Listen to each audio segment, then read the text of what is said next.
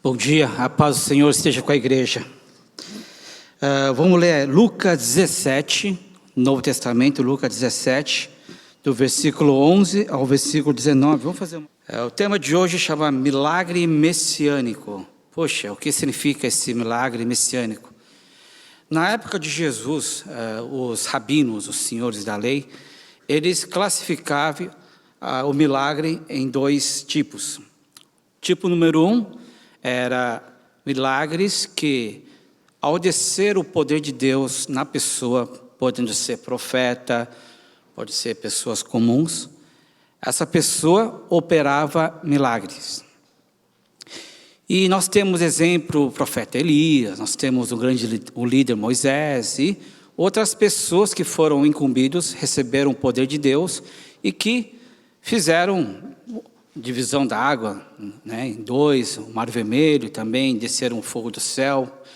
E estes milagres foram conhecidos, estão na história de Israel.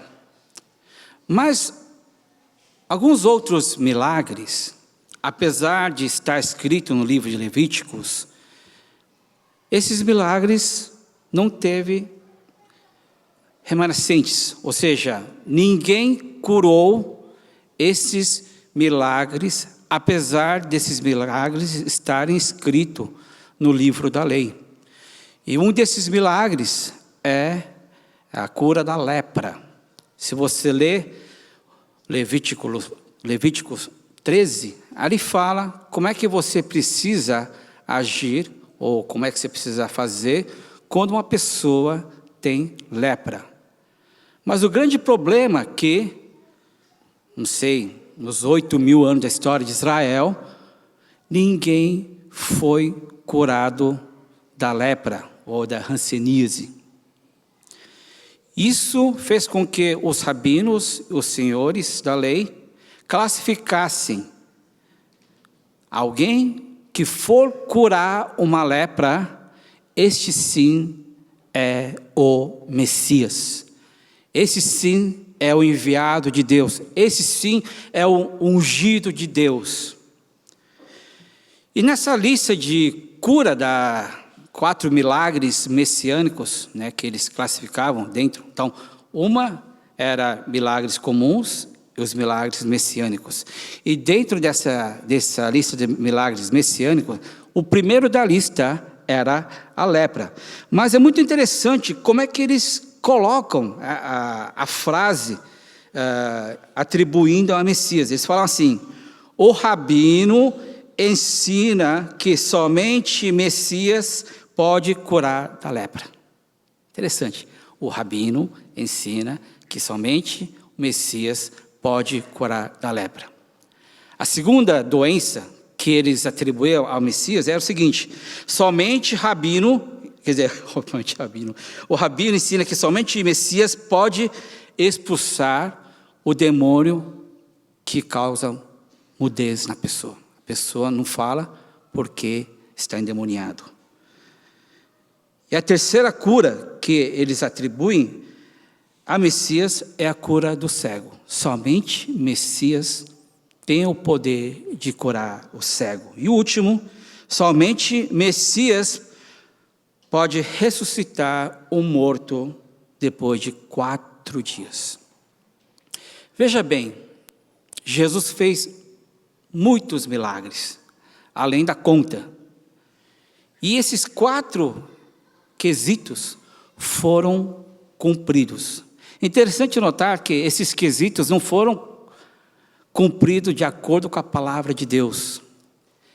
Isso foi entre os rabinos, senhores da lei. Eles chegaram à conclusão que quando essas coisas acontecerem, é porque realmente o Messias está presente. E agora, como era tratado uma pessoa que tinha lepra, Se você ler o Levíticos 13, diz o seguinte: se uma pessoa tem lepra, ele tinha que agir dessa maneira. Primeiro, ele precisava andar com roupa rasgada. Eu sei que tem muitos que andam com jeans rasgado, mas isso não é sinônimo de lepra. a pessoa tinha que andar com roupa rasgada. Segundo lugar, descabelados. Opa, se você vê alguém de jeans, rasgado e descabelado, tem a sua suspeita. Terceiro, ele precisa cobrir o rosto, a máscara, porque você sabe muito bem que a lepra, ela ataca as juntas, e principalmente o nariz vai embora. A primeira coisa que vai embora é o nariz, então a pessoa fica sem nariz, então fica com uma feição totalmente feia, podemos dizer. Em quarto lugar, além de andar de roupa rasgada, descabelado, com máscara, você precisa falar impuro, impuro. Puxa, não é fácil, né? Imagina, já é difícil você carregar a sua doença, e toda vez que uma pessoa normal te vê, a pessoa não sabe que você tem lepra, e você precisa em dizer voz alta, alertando aquela pessoa que mantenha uma distância segura para que a doença não passe para você, ou a pessoa não fique impura. Então eles falavam impuro, impuro. Em quinto lugar, como é que a Bíblia tratava a pessoa que tinha lepra? Eles tinham que viver num lugar separado do restante das pessoas. Alguns médicos dizem que a hanseníase, a lepra, afeta também as cordas vocais. Então, muitos deles, talvez, não tinham nem voz para falar impuro, impuro. Então, como é que eles faziam para que as pessoas percebam que ele é um leproso? Eles carregavam sinos. Então, quando você ouvia um sino naquele tom, tlém, tlém, tlém, ixi, olha o leproso ali, olha o leproso, oh, vão cair fora, oh, não vai não, né? Quando vê a criança, é Papai Noel, não é Papai Noel, é leproso, né? Então, as pessoas afastavam, ignoravam essa pessoa com sua doença. O texto de hoje, justamente, é a aparição de 10 leprosos. Não é interessante? Uma doença sem precedentes, ou seja, nenhuma pessoa do Israel, em todo histórico, pegou lepra e foi curado. Não teve esse precedente. E de repente aparecem 10. É como se fosse uma parada de leprosos, né? Jocosamente falando. As pessoas ficavam aterrorizadas. Se um leproso pode causar realmente espanto, talvez indignação das pessoas, imagine 10 aparecendo ao mesmo tempo, né? Aquele cenário onde as pessoas ficam, né? Deixando eles de um lado totalmente isolado da vida normal das outras pessoas que vivem. Então é interessante ver essa questão. E levando tudo isso em consideração, é interessante notar por que é que eles vieram em 10. Por que é que não vieram sozinhos? Então, o texto fica um pouco mais rico, levando em consideração que, puxa, eles tinham que viver em quarentena, separado, mas o que fizeram eles saírem do lugar e virem até Jesus? Agora, podia haver 1, 2, mas por que é que vieram 10? Puxa, será que talvez eles não tinham voz suficiente para chamar a atenção de Jesus? Talvez uma pessoa que tem essa doença, ao clamar, fala assim, Jesus, Jesus. Imagine a multidão que acompanhava Jesus. Muita gente normal também fazia de tudo para chegar até Jesus, e os discípulos de Jesus, como fosse segurança, sai para lá, sai para lá, sai para lá. Imagine, quando aquele alvoroço, como é que uma pessoa que tem lepra, mantendo uma distância segura, porque quanto mais gente, mais longe tem que ficar. Se tiver pelo menos dá para você falar daqui, mais 300, 500, 600, 700 pessoas, a distância que ele é permitido por lei, é mais longe ainda. Como é que uma pessoa fala, Jesus, Jesus, naquela multidão, será que ele ia ser ouvido? Será que não é por isso que é mais fácil vir numa turma de 10 pessoas? E essas 10 pessoas, quando clamaram a Jesus, será que talvez iria ter uma força de uma pessoa saudável? 10 pessoas juntos clamando, Jesus, Jesus.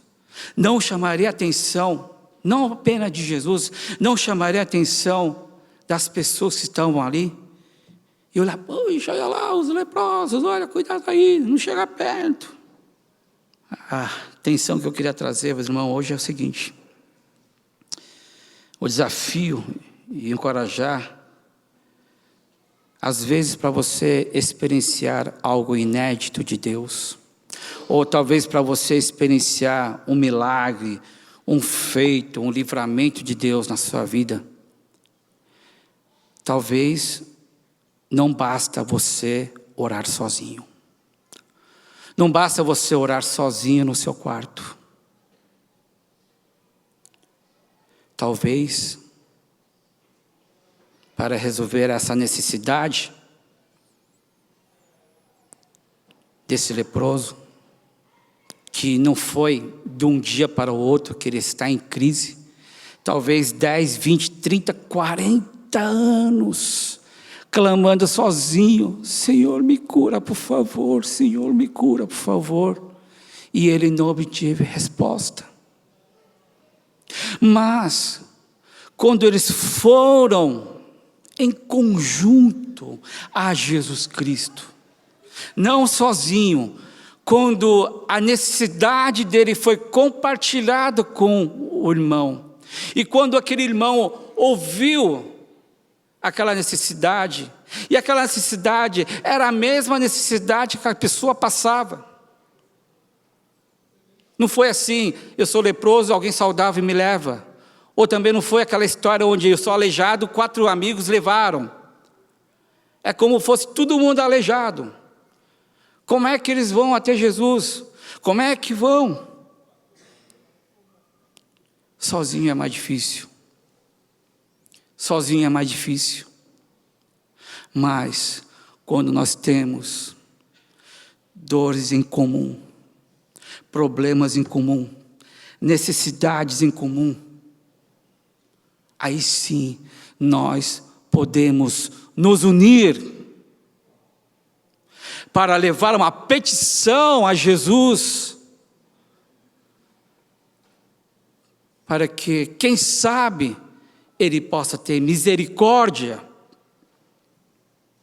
da nossa necessidade, da nossa situação. Meu irmão, eu sei que você tem orado sozinho, eu sei que você tem meditado no seu carro, ouvindo o louvor no rádio, eu sei que você tem orado no seu quarto secreto, você tem pedido a Deus, eu sei que você teve os seus momentos de reflexão sozinho com Deus, mas a passagem de hoje, você vê que o milagre aconteceu de uma maneira coletiva. E talvez, se nós buscarmos a Deus, buscarmos a Jesus, nos dirigirmos a Jesus de uma maneira coletiva, talvez Deus vai ouvir a sua oração. Amém, irmãos? Mas vivemos num mundo muito individualista, onde as orações, não estou falando que está errado, mas orações não passam da primeira pessoa de singular. Eu, meu, esteja comigo. Onde os louvores que a gente canta, na maioria, sempre está se dirigindo à primeira pessoa singular. Senhor, me abençoa, me ajuda, é eu, é comigo. Mas o texto nos encoraja para que nós possamos sair da primeira pessoa singular para a primeira pessoa do plural. Vamos ler o versículo 13. Vamos lá, todo mundo junto, e gritar em alta voz: Jesus, mestre, tem piedade de eu?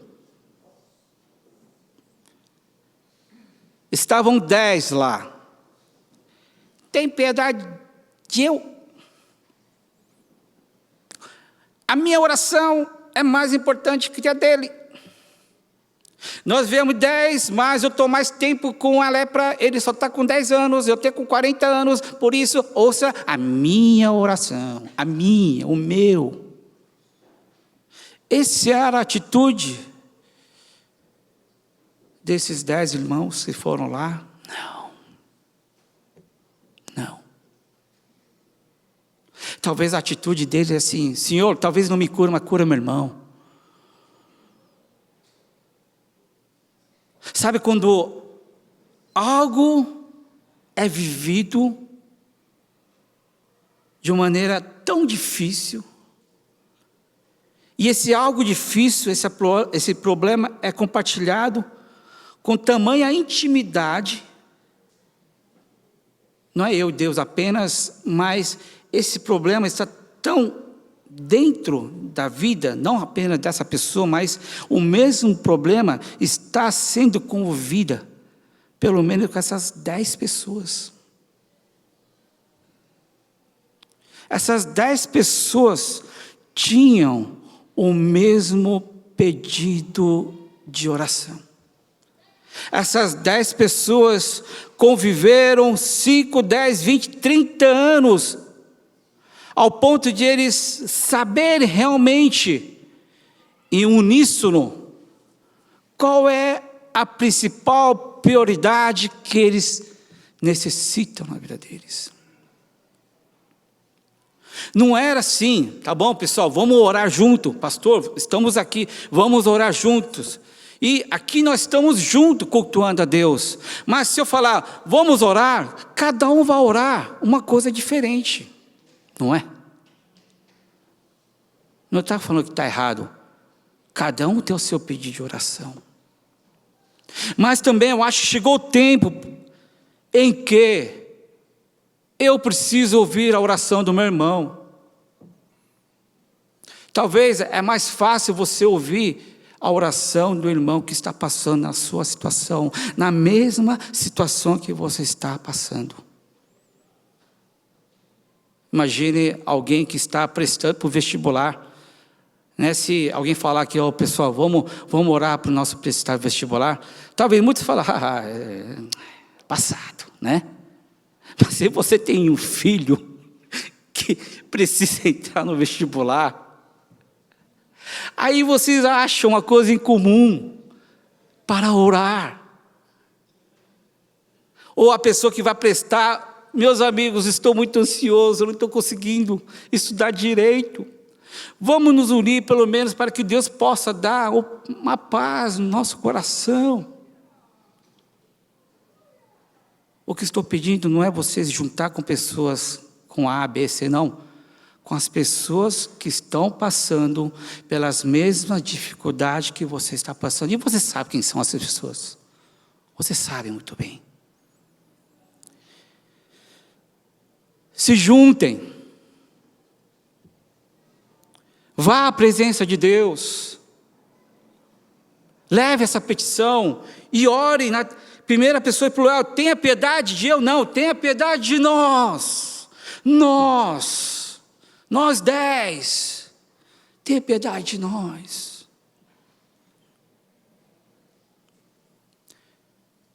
Você pode fazer essa oração particular, mas se Deus não ouviu, quem sabe Ele vai ouvir quando você compartilhar a sua oração com seu irmão, com a sua irmã.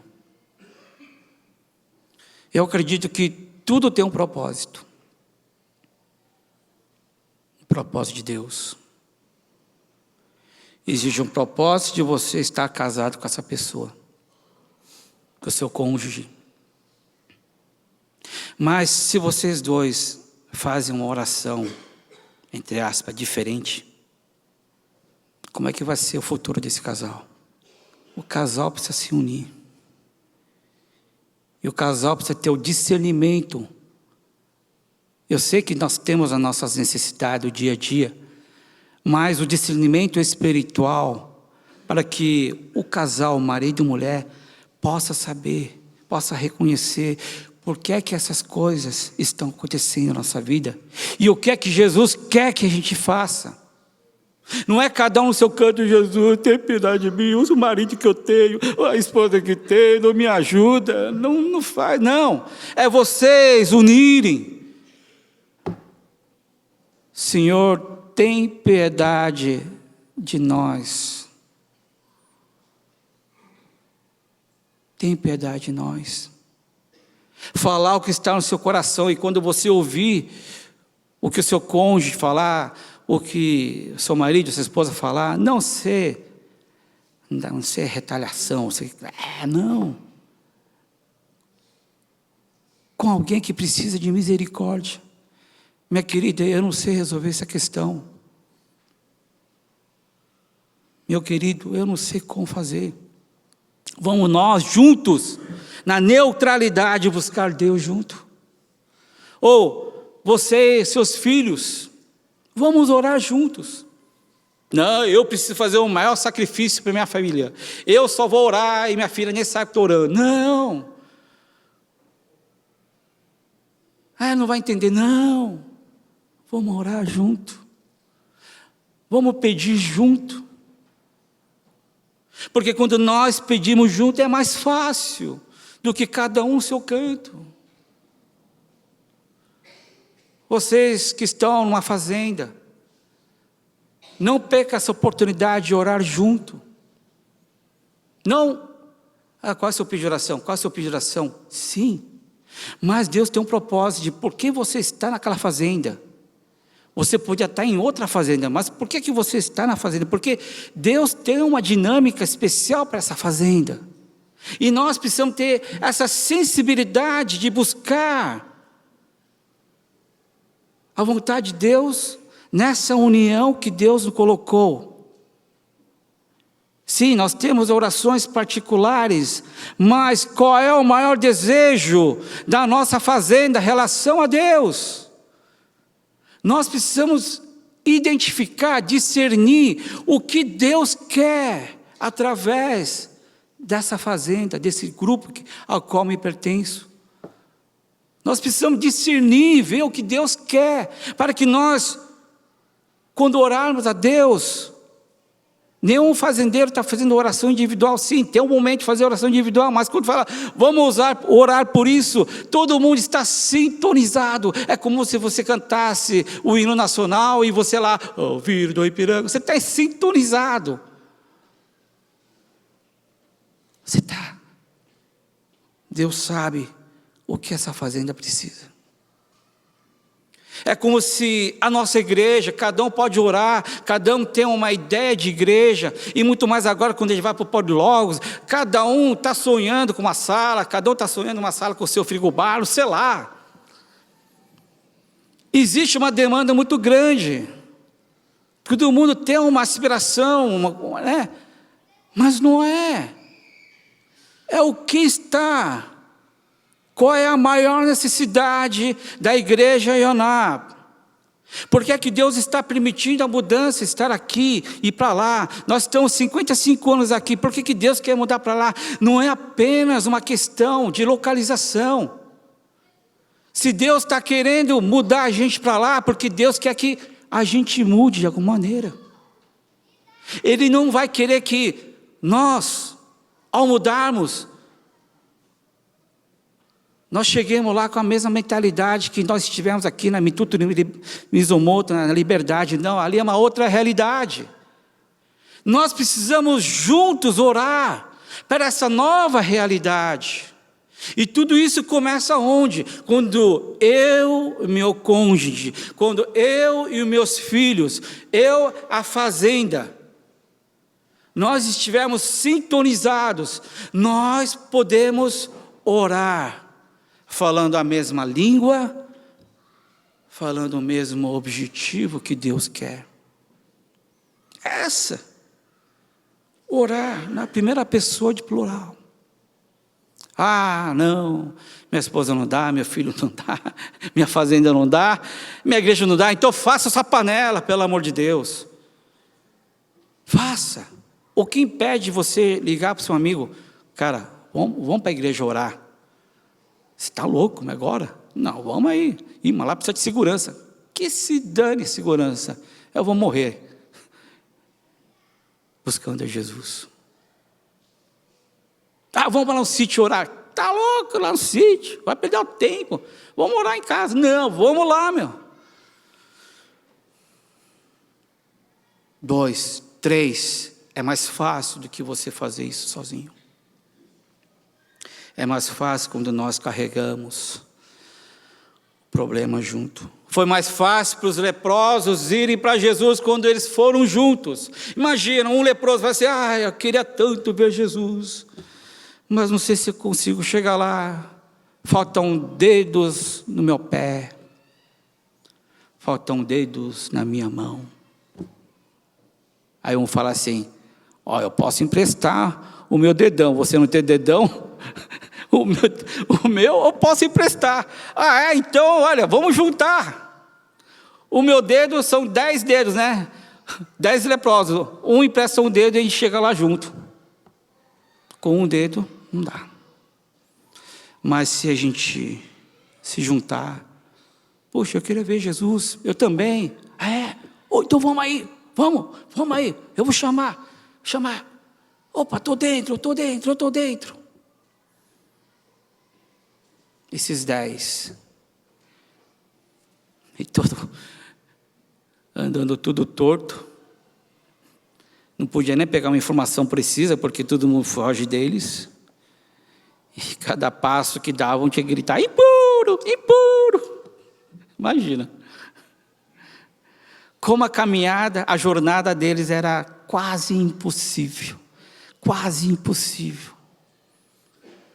mas chegaram a Deus, a Jesus, e gritaram, né, com aquela voz fraquinha, Jesus, tem piedade de nós, tem piedade de nós. Jesus, ao ver, ele não cura. Ele joga uma questão muito difícil para os leprosos. Senhor, cansei de andar sem dedo até aqui. No meu pé só tem 2 dedos, no outro pé tem 1. Você não podia curar de uma vez? E Jesus fala, olha o que ele fala. Versículo 14. Ao vê-los, Jesus disse, vão mostrar-se aos sacerdotes. A cura não foi imediata. Os dedos não nasceram na hora. Se fosse imediato, acho que os 10 iam falar, glória a Deus, glória a Deus. Jesus jogou uma tarefa mais difícil ainda. De eles irem para sacerdote. Olha, essa cura nunca aconteceu em Israel. Já é um desafio, caramba, ir para sacerdote. Desse jeito. Aí o pessoal olha para o cara o outro, acho que é. E onde está o sacerdote? Sei lá, meu. Só sei de uma coisa, vamos aí, meu. Jesus falou para ir, então vamos, meu. Aí tudo torto. Gritando, impuro, impuro, impuro. E cada vez mais perto da cidade, eles tinham que ficar mais longe, porque o milagre ainda não aconteceu. Impuro, impuro. Não tinha atalhos para eles. Era difícil. Mas sabe de uma coisa? Porque eles estavam juntos. podia um empurrar o outro. Porque estavam juntos.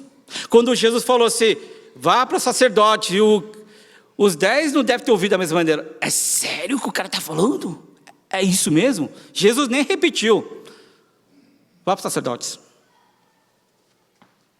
Imagina os leprosos ali. Não aconteceu nada. Não aconteceu nada. Ei, nada. E você? Nada. E aí? A gente vai para o sacerdote? Sei lá.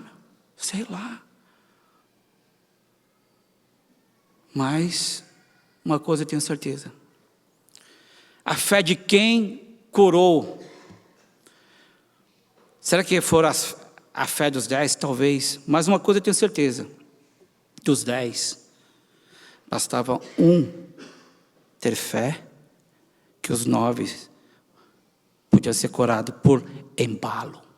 Vai, meu, não quero saber. Vamos aí, chegamos daqui, o que não vai custar nada. Vamos aí. Bastava apenas a fé de uma pessoa para que outros 9 pudessem ser curados. E assim aconteceu. Andando tudo torto, gritando impuro, alguns com sino, tlém, no caminhar. Versículo 14 diz, enquanto eles iam acontecendo, foram purificados.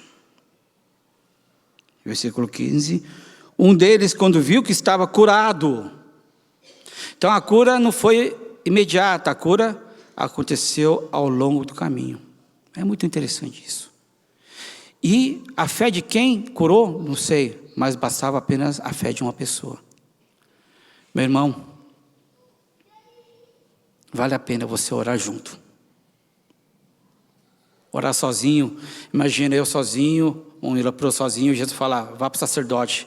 A pessoa que ouviu isso, será que eu vou sozinho até sacerdote para ser humilhado? Não, vou para casa. Mas quando é 2, 3, 4, quando é 10, é mais fácil. Vamos aí, meu. Ah, não estou afim, não. Meu, chega de ser humilhado nessa vida. Não, mas vamos aí, meu. Vamos aí. Eu estou cansado, chega de pedir, não quero mais. Vamos aí. Bastava um falar, vamos aí, vai que dá, vamos lá, vamos buscar. E nesse vamos aí, todos foram curados. Amém, irmão? Todos. E sabe o que é mais interessante? Dos 10, eles tinham orações diferentes, sim ou não? Não, eles tinham a mesma oração. Então, para Deus curar, ou melhor, se Deus ouvir a oração de um, Ele vai ouvir a oração de quem? Dos outros 9. Não é interessante? Não é interessante isso? Essa dinâmica de você buscar junto não é interessante? Porque se Deus ouvir a oração daquele irmão, é mesmo que ouvir a oração de todos. É o mesmo. A cura vem para um, mas a mesma cura vem para todos.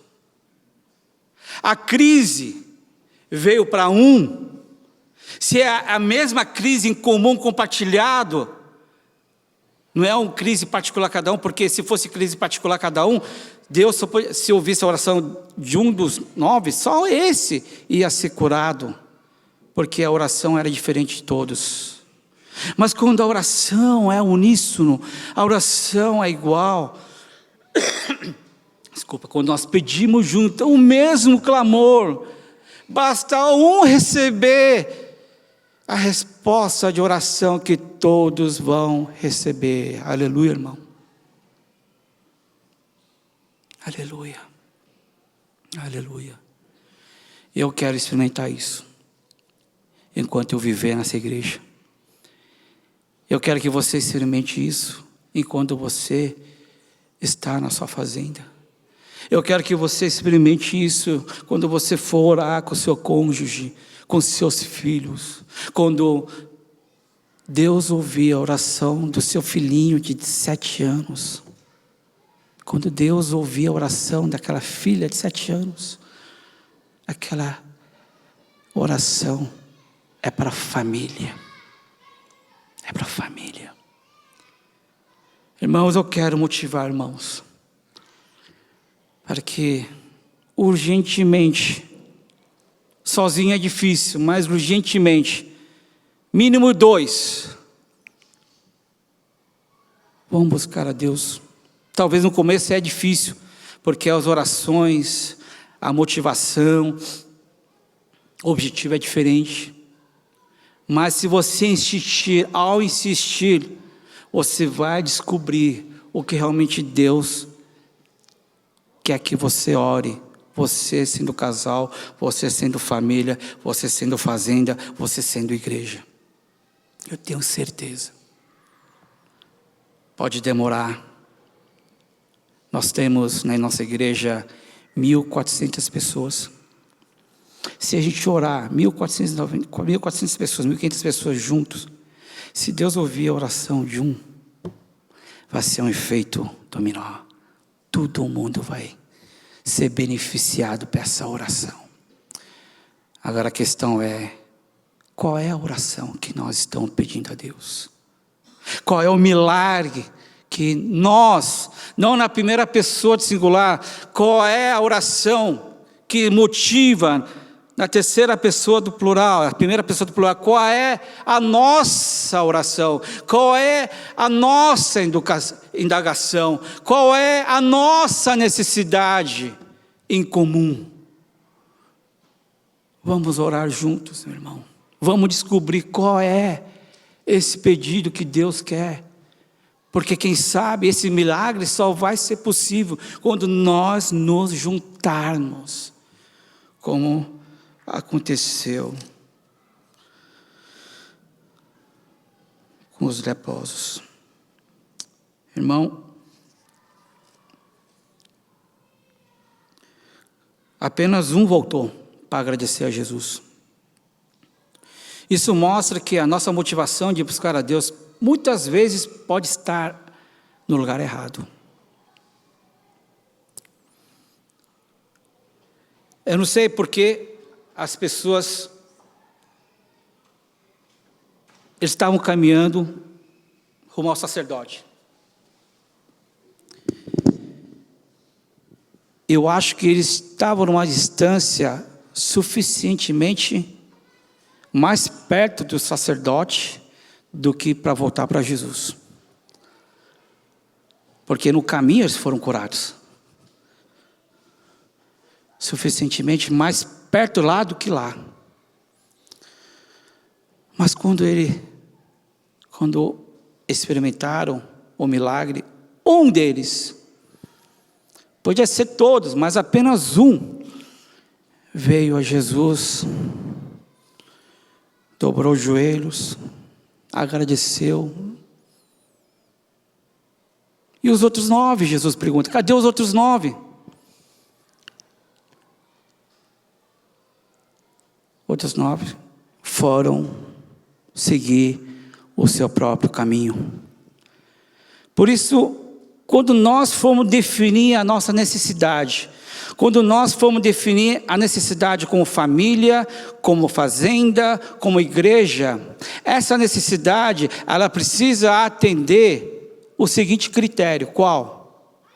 Será que quando Deus ouvir a nossa oração, vai fazer com que, por mais longe que esteja da igreja, vai fazer com que nós tornemos novamente a Jesus ao ponto de joelhar e pedir graças a Deus? Afinal de contas, Que tipo de oração, que tipo de milagre vai causar este efeito? Essa é uma lição de casa. Só saberemos quando nós orarmos. E ao pedirmos, e quando Deus ouvir isso, vai fazer com que nós voltemos a Jesus. Espero que não seja ao contrário, que 90% da igreja, quando Deus ouvir, vá para uma direção não a de Jesus. Apenas 10%